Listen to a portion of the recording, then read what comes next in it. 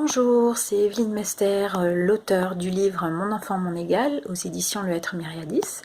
Aujourd'hui, je voudrais vous parler de quelque chose que j'entends souvent, c'est-à-dire les enfants doivent rester à leur place, mais aussi, par exemple, quand la maman est triste, voilà, a du chagrin, a des soucis, de pas trop en parler aux enfants. Donc il y a deux écoles entre guillemets.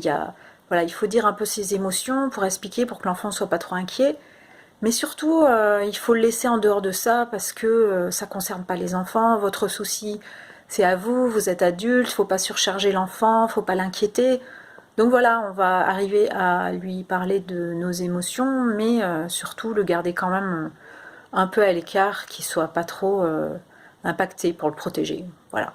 Moi, je voulais partager avec vous le fait que quand je vais pas bien, je le dis toujours à mes enfants, peut-être comme vous aussi, et que j'évite de ne pas en parler. C'est-à-dire, si ça me tracasse toute la journée, ben oui, je vais en parler, le dire que ça me tracasse. Et j'ai remarqué que mes enfants, enfin surtout ma fille, vient vers moi pour me faire des câlins. Voilà, là elle a 10 ans maintenant, mais elle vient me consoler. Et souvent les parents, quand l'enfant fait ça, ben, ils se sentent peut-être un peu coupables de se dire mince, quand même, c'est pas à l'enfant de me consoler, il vient vers moi comme ça, ça fait trop pour lui à porter en fait sur ses épaules d'enfant.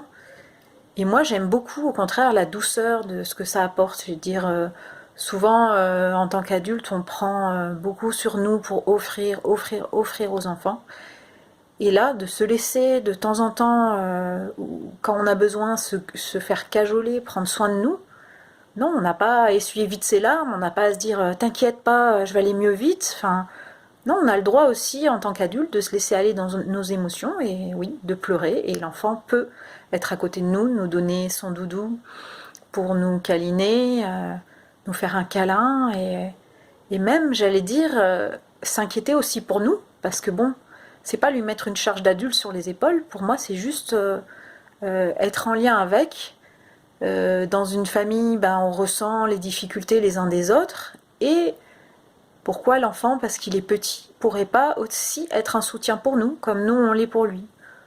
Donc voilà, j'avais envie de partager ça avec vous, que je trouvais ça vraiment touchant et agréable de se faire soutenir aussi par nos enfants, et que pour moi on n'a pas besoin d'être fort, de lui montrer que l'adulte c'est bon, il gère, il va s'en sortir. Oui, peut-être qu'on peut le rassurer si l'enfant est inquiet. Cela dit, voilà, accepter en fait l'affection et le soutien de notre enfant. Je trouve ça chouette dans une famille. Voilà, pour moi c'est l'entraide qui va pas toujours dans le sens adulte-enfant, qui va aussi dans l'autre sens.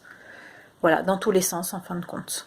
Laisser celui qui a à cœur de venir soutenir et aider, la liberté de venir le faire sans le renvoyer parce que c'est un enfant. Voilà.